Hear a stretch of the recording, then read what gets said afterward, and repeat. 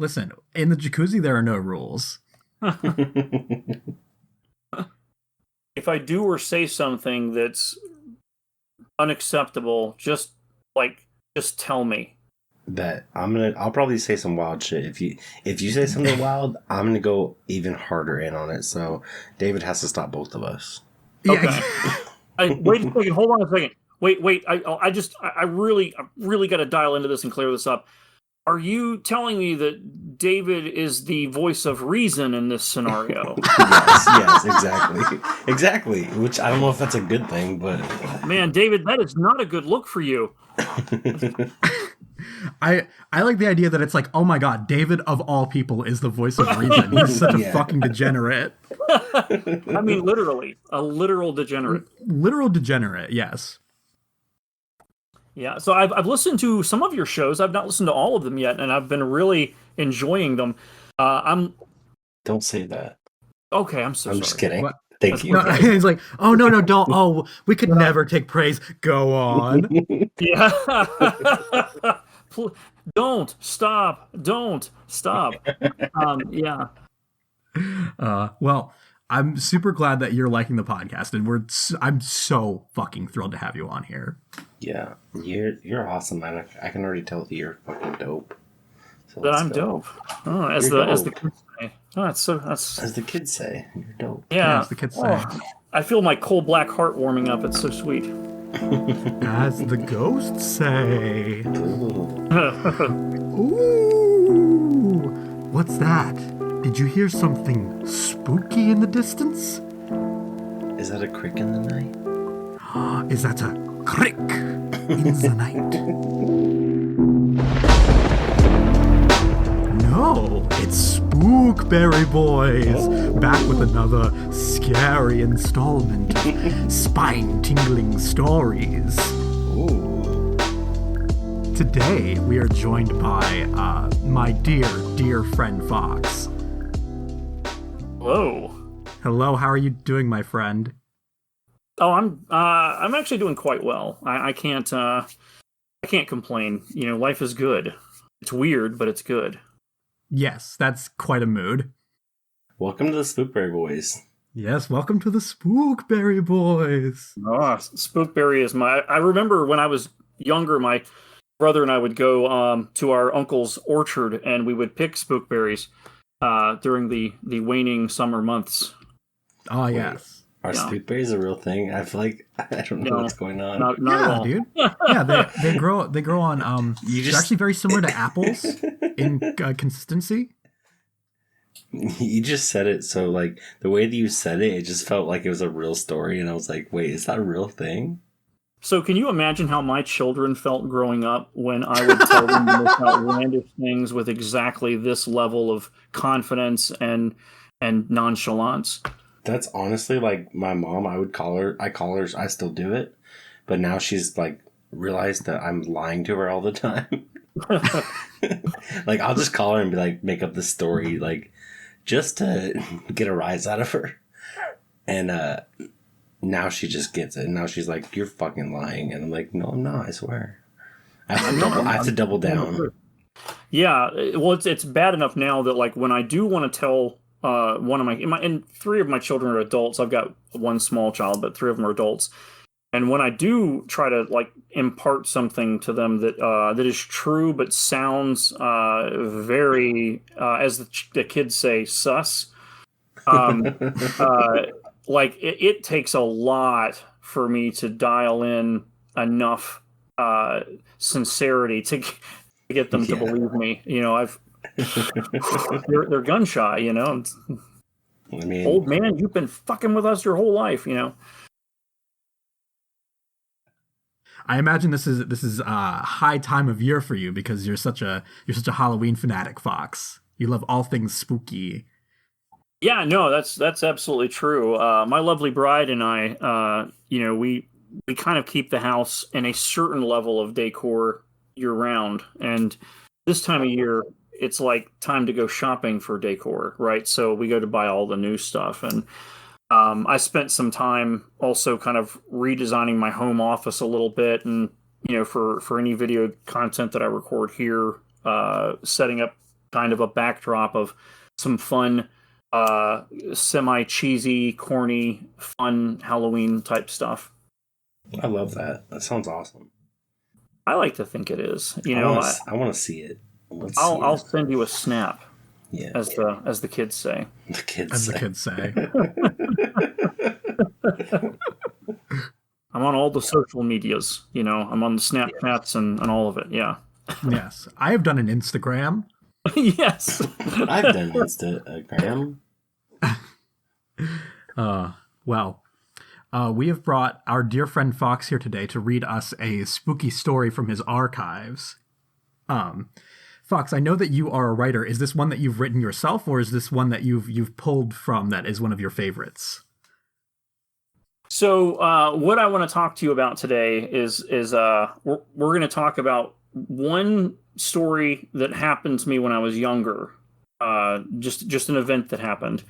And then I actually want to talk about a handful of Virginia stories that are supposedly true. We'll call them urban legends. But we can talk about a handful of those as well. I would like that. Yeah, let's do it. Yeah, this sounds amazing. So two stories. One of them is extremely short. The other one is a little bit longer.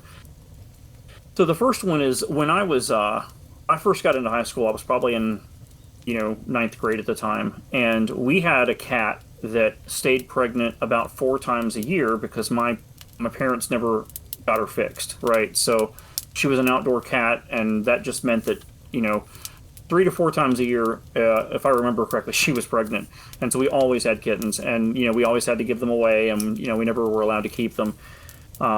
We had a litter though where there was this one cat, an almost solid black cat that I had kind of fallen in love with, and we named the cat Nodus, which is Satan spelled backwards, and it was this adorable tiny little thing. My father begrudgingly allowed us to keep the cat, and one morning I heard a crash. And I ran outside of my room over to where my brother's room was. My brother had one of those box fans in the doorway.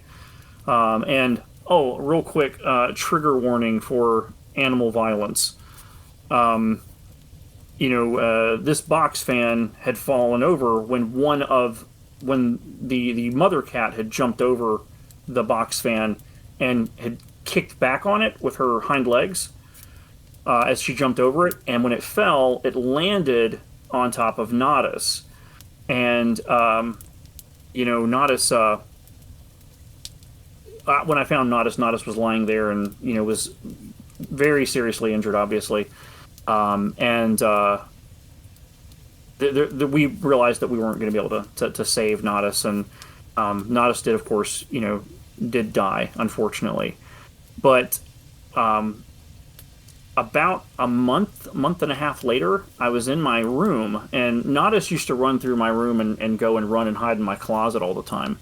And so for the first time of many times after that, I actually saw my cat run through my bedroom into my closet to go, hide in there like she always did. And so I had this for a period of time. I mean, it didn't last for a real long time, but for a period of time, I had like this little ghost cat pet, which I suppose was cheaper for feeding, but it does mean less cuddles. That's upsetting. It was very upsetting. I miss cat cuddles. Oh yeah, yeah, absolutely. Especially like little warm, snuggly kitten cuddles with their needle-like claws. Yes. Yeah. Ones we don't stab.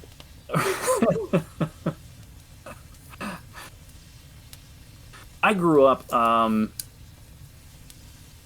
a way where I was afraid of the dark for a lot of my youth. I have an overactive imagination. I've always loved weird, spooky stuff, but I'm also really affected by it. So I'm not one of those people that's like, oh, I love scary movies and no movies scare me. And it's like I'm pretty much the opposite. I'm going to get creeped out about everything, And that's kind of why I'm really into it, because I kind of like that feeling. But it does mean that there are a lot of times, especially when I was younger, that I would get scared of things, and it would affect me. It would affect choices I made, things I did. So for a long time, even into high school, I never shut my door when I went to bed. At nighttime, I left my door cracked. So like I would be in my room at night, and so like that thin blade of light would kind of cut a narrow swath through what felt like this impenetrable murk of my bedroom. And I had to do that because a nightlight often was just too intrusive. It was just too much light in the room, and I wouldn't be able to fall asleep. So one particular evening, I decided I was going to change this behavior. I was ready to go to bed. I closed my door, and I turned off the light. So there I found myself alone in the pitch darkness of my room, and so I launched myself in the direction of my bed, quickly covering up and closing my eyes, because I was honestly, as a teenager in high school, I was still honestly that afraid that something might be there to get me. So that's what I did. I jumped in there, covered up. Have you ever noticed how much you can hear when everything around you in the world is quiet? You hear everything. Like, you hear everything. So in Minnesota, there is this place at Orfield Laboratories that it holds the Guinness World Record for the world's quietest room. It's so quiet that no one has spent more than an hour in there. They say that you can actually hear your blood in your veins. That sounds like hell. Yeah, it's so quiet, like it's maddeningly quiet. I'm not interested. Yeah. So when you are in that quiet atmosphere, like every sound is amplified. I heard a very brief creak come from my closet door, and then just the softest of footfalls.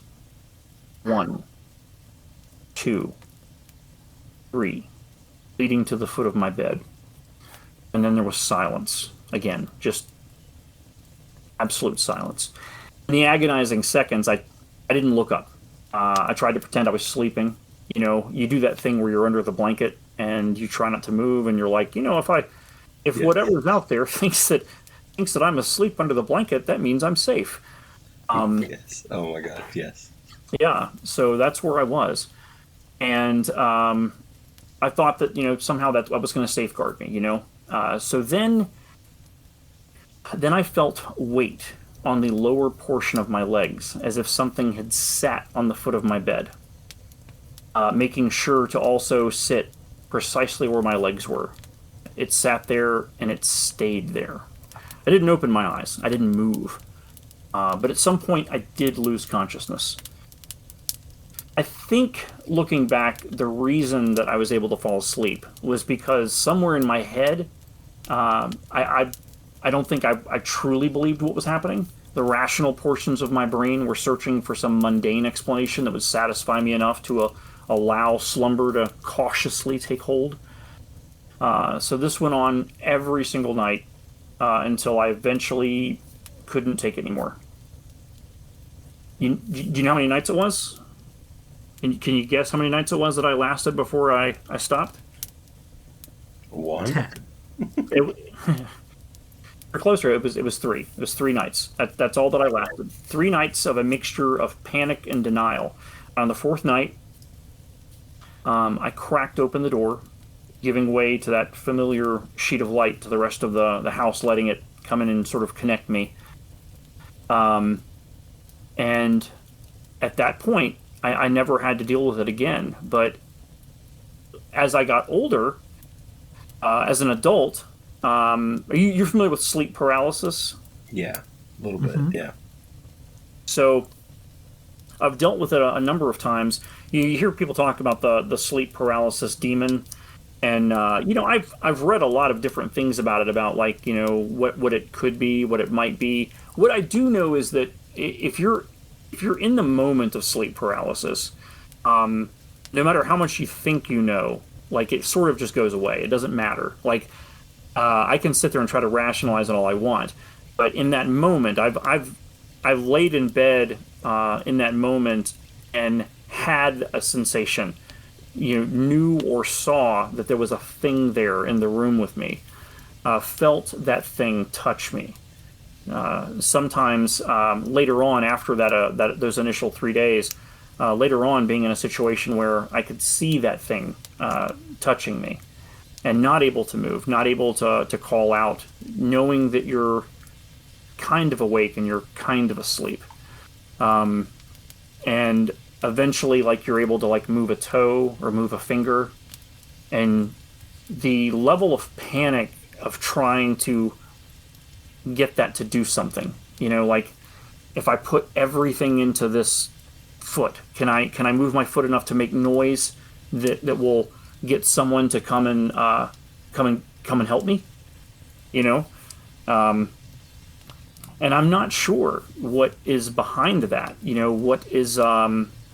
What is it that really is this sort of sleep paralysis demon, or is this just some sort of shadow thing that our brain tricks us into seeing? But I do know that it feels very real when it's happening, and there have been fewer times that I was more afraid of anything than when I was in that situation. That is terrifying. Oh my god, yeah. I'm like so freaked out right now. Like, I don't think I've ever met anybody that has actually been through that, but like, I hear about it and I know, like, I hear stories about it. Mm-hmm.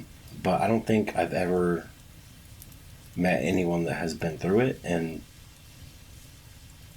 it sounds horrifying. It doesn't happen very often. I can honestly say that the times that I experience it, it's like, at this point in my life, it may be a few times a year at most that I experience it. But even knowing it, it's still horrible. It happened to me a week ago. I was in bed, and I was sleeping right beside my lovely bride, and I had moved in such a way that I couldn't breathe. Like, the way that her body was and the way that my body was had covered my face, and I wasn't able to get air. And I woke up, but I woke up in that state where you're having that sleep paralysis. And so I was aware of what was happening, but I couldn't move. And eventually I was able to get my leg to move. And so I started moving it furiously and pounding my leg on the bed, hoping it would, wake her up. And it did. And, she rolled over and she's like, what's wrong and everything. And eventually I was able to kind of come out of it. But like that, I legit, for a minute or two, I thought, is this what's going on in my tombstone? Like, dude, suffocated himself in his bed. Yeah, it was pretty scary. Do you want to buy a QR code for your tombstone? I would do. Yeah, we've got a great business going on. You can get whatever sort of QR code you want on your tombstone, so it doesn't have to be that if you don't want it to. Yeah, absolutely. I'm gonna, as long as you don't etch it on there, because that's gonna weather. You got to put it underneath some like plexiglass or something. Yeah, we will. We're still workshopping it.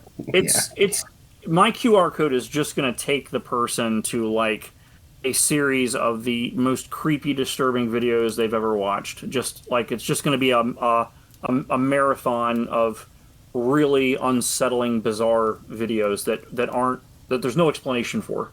That, you know what? That's very you. What you just said, like, I'm so excited. I'm like, okay, we could have people choose their own QR codes, and they take them to where they want to go. Can't wait for this guy to die. Yeah. But I have had sleep paralysis happen to me before, actually a few months ago, and it's fucking scary. Even though like part of you realizes like, okay, I am awake, like it's fucking weird. Like I woke up and I was able to like, I could tell that I was awake, but it sounded like there was stuff happening in my apartment, and I was like, oh my god, is there like someone in here? And I was like too afraid to like open my eyes or like move or anything. And then after a while, it sounded like my sister was like laughing and like running around in a circle next to my bed. And I'm like, what the fuck is happening? How is she here in Philadelphia? And I was like, it took me a few minutes and I was like, okay, this is just sleep paralysis. Like, I just need to wake myself up. But in the moment, it's like, oh my god, I feel like I'm gonna fucking die. Yeah, that is terrifying. Yeah. Yeah, truly. Now that, since you mentioned like you were banging your leg on the bed, I've done that many times, but I didn't feel like scared or like, it didn't feel like sleep paralysis. I just had like restless leg syndrome. Yeah, yeah. So the thing that happened here was that I was completely incapable of moving anything else. Like I couldn't like move myself to get myself out of that position where I couldn't breathe. I couldn't move my arms. I couldn't make any sound with my mouth to call for help.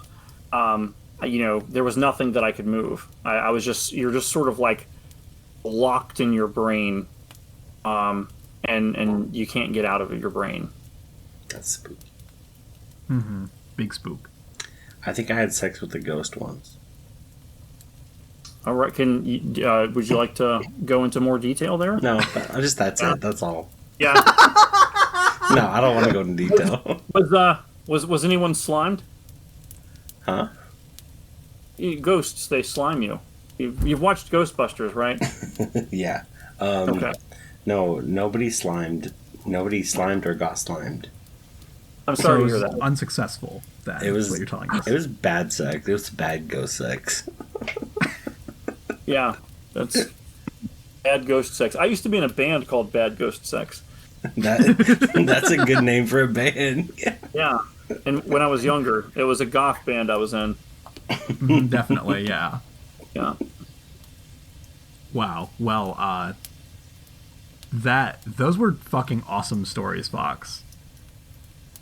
But I also was I was going to talk to you guys a little bit if you wanted to about a few of the Virginia, broadly just Virginia urban legends that I've heard. And one of them is kind of, I believe it's universal because I've talked to people from other states and they claim that they also have this same legend. And I'm really curious about like if anyone has solid information about it, because I've gone online and I've read different things, and it's always that it's supposedly out there in the country somewhere, and that but when I was a kid, long before the internet, stories like this really took hold because it was really easy to believe that like something like that was out there, and maybe you and your friends didn't know, but somebody knew, But like in the age of the internet, when like you can go online and look up anything, when no one seems to know where something is, you start to question if it's real, right? But in when I was growing up, one of the big stories that we always heard about was if you went out into the country, and sometimes it was out in Bedford, Virginia. I think was where I heard it most commonly, but I heard mentioned for a few other places too. But there was a place called the Seven Gates of Hell, and I've also heard that this is a story that people in other states have had as well, where they'll have the story about. Usually, this is a place that is off of a Route 666, as one can imagine, and it's a long road that might be a driveway. And down this long road that is usually not paved, it's usually a dirt or a gravel road, and there's a series of gates, right? So, like, there's a series of these iron gates that you have to go by, and each time you go through a gate, things get progressively weirder, right? So, as you go through, I think it's like by the time you get to the fifth gate, if I remember correctly, your car stops working. Ooh. So, you pass that fifth gate, your car dies, and electronics don't work anymore, and there's still two more gates to go through. People have claimed things like, you can hear voices, you can hear crying, you can hear, screaming, and supposedly, you've got two more gates to go through. And there are accounts of, like, what it is that, after all seven gates, one of the more common accounts that I've heard is that it's an old, I guess plantation style house. Like an old farmhouse from the Civil War era, and that it is haunted, and terrible, horrible things were done to the people on that property, and all of their spirits still haunt the property and want revenge. That's one of the things that I've heard. It tends to be the more common story. But I've heard recently, looking online, that other states, including I think it was Pennsylvania, also claims to have a Seven Gates of Hell. So I would really be very interested to know if anyone else has heard these stories, and if anybody knows anybody that's actually seen any of these gates of hell, if anyone's actually gone out looking for them. I grew up so curious about this stuff and always wanted to see it, and being able to look it up now, you really can find some information, but nothing reliable.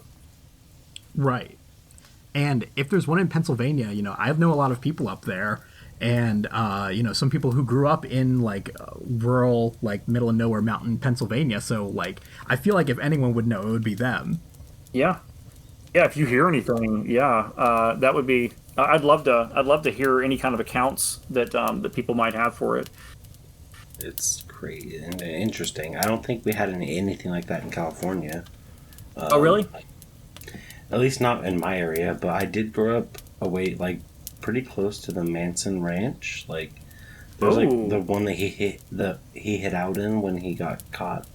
And so we would go out there.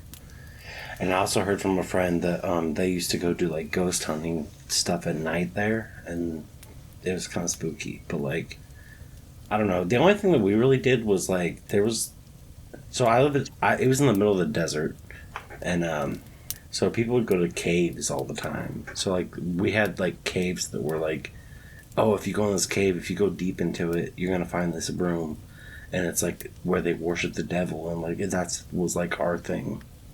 Yeah. But I was never called the Seven Gates of Hell or whatever, six, whatever.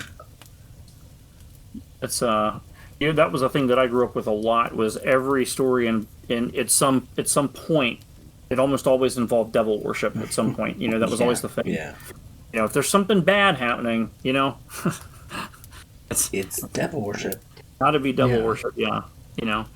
Another fun story. Actually, it's Fairfax, and this one is actually more documented. Are you guys familiar with Fairfax, Virginia? It's up in the northern bit of it, like right next to DC. I know about Fairfax, California.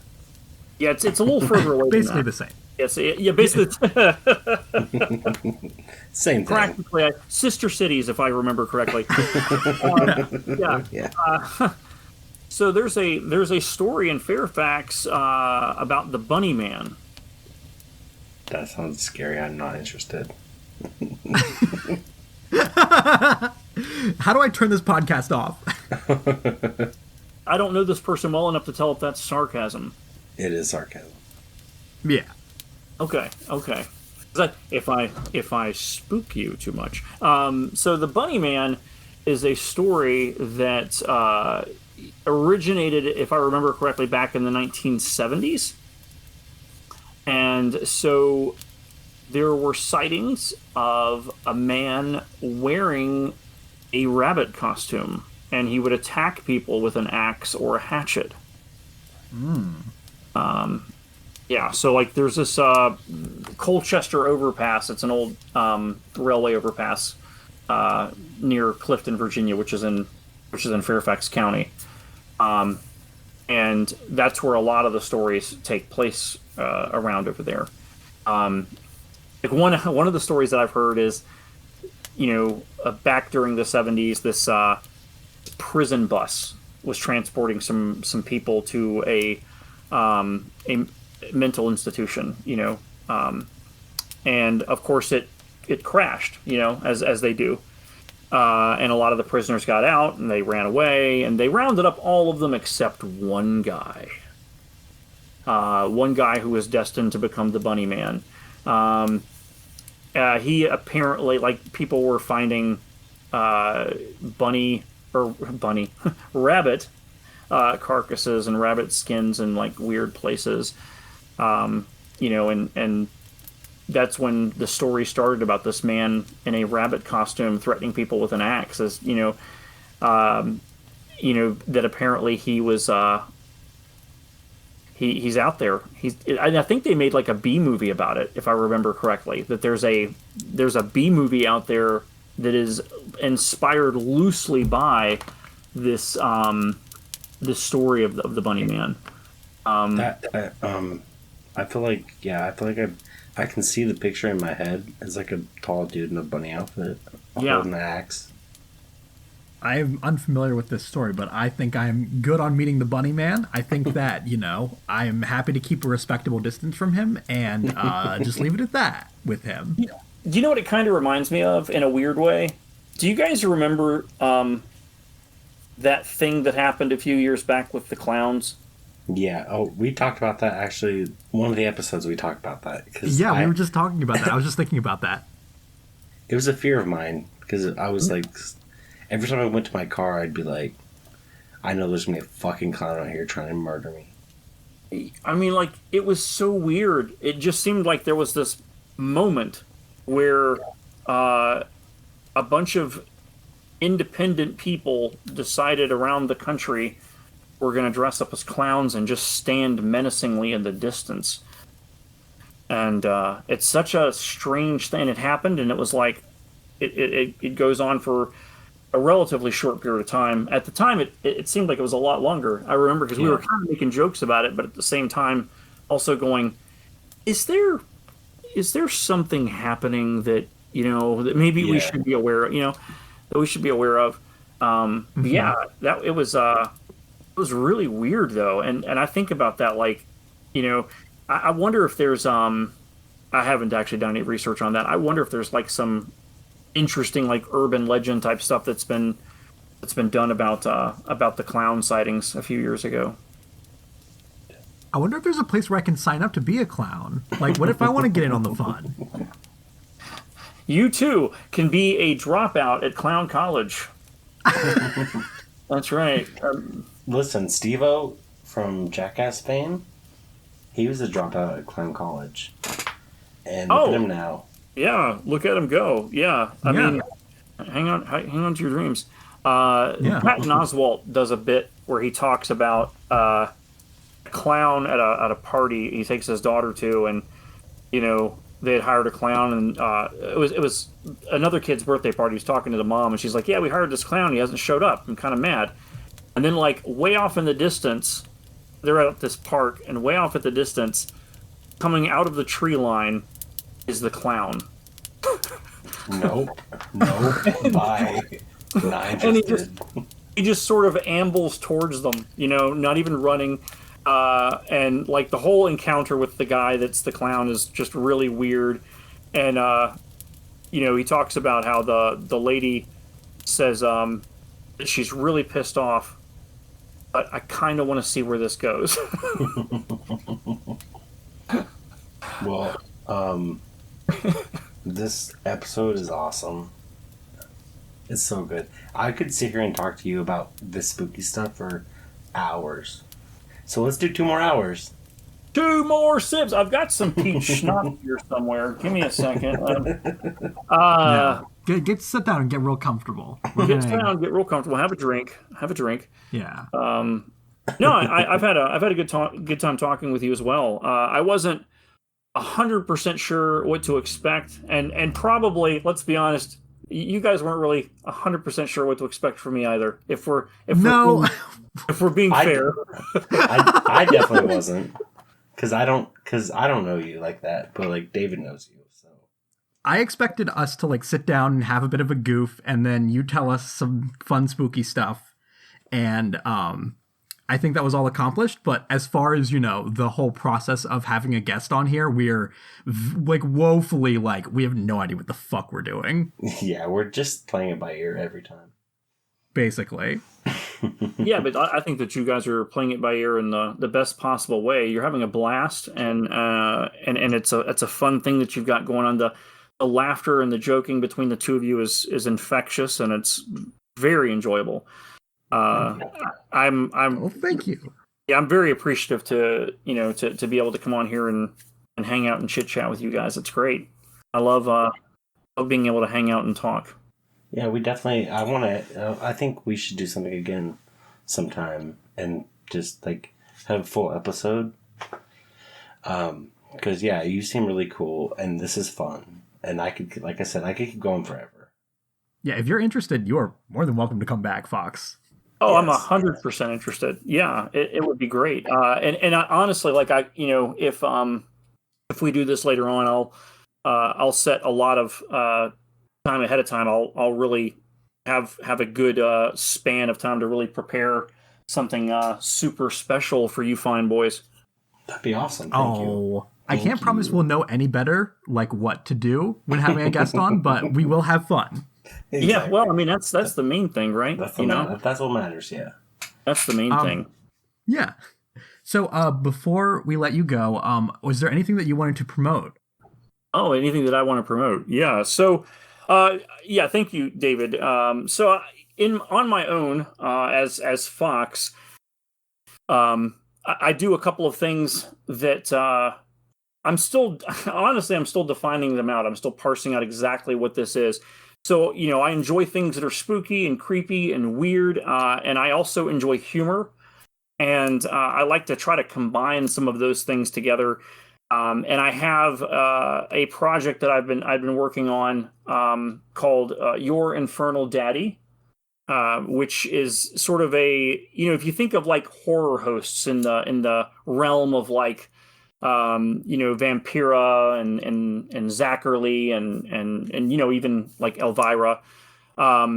If you think in terms of like that horror host sort of idea, personality, that's really what I was thinking as far as Your Infernal Daddy goes. But rather than it being a thing where I'm hosting bad horror movies on television, it's more about trying to promote artistic content. I love the idea of trying to promote different people's artistic and creative endeavors towards things that are horror-esque or creepy or weird, and just having a lot of fun with it, and hopefully even building a community around it that's a fun and enjoyable, caring community around the weird shit in life. So along with that is, food and drink and ghosts is something I'm doing with that, which is very specifically around entertaining.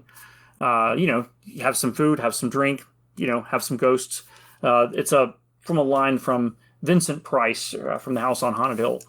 There'll be food and drink and ghosts is the line. And those are things I'm working on right now. I do have stuff up on Facebook, Instagram, and TikTok. I've been doing some stupid little videos that I'm enjoying doing. It's been a lot of fun. I thoroughly enjoy the TikToks you've uploaded to Food, Drinking Ghosts. Yeah. I've not seen them, but David needs to share them with me. Thank you, David. Oh, yeah. Please do. There's one you uploaded the other day where you're like you have like a sword and you're riding around on a scooter about going to fuck things up, and then you fall over. Yeah, the wipeout. Yeah, it's pretty good. That was good. Everything about that was perfect. That whole video was amazing. The best part is how it wasn't planned that way. I was going to do a more drawn out thing where I was just, goofing on this scooter. And what actually happened is that I wiped out while we were filming. And after I picked myself up off the ground, I was like, did you get that? Change of plans. I'm not wasting this fall. No, of course not. I thoroughly enjoyed it. Yeah, I mean, at my age, I could have broken a hip or something. You gotta do something with that. Yeah, exactly. Capitalize on that. That's right. Exactly. Too much. Yes. Well, again, thank you so much, Fox. This has been such a treasure. If you want to submit your own spooky stories for Spookberry Boys, you can reach us on our Facebook page at Strawberry Boys Podcast. You can reach out to us at our email at strawberryboyspodcast@gmail.com. We're also on TikTok and Instagram if you want to check us out there. Harder to reach us there, but, more cool stuff. And we also have a link tree if you want to see all that stuff consolidated. Yeah. Anyway, have a good one, y'all. Bye. Thank you so much. Farewell.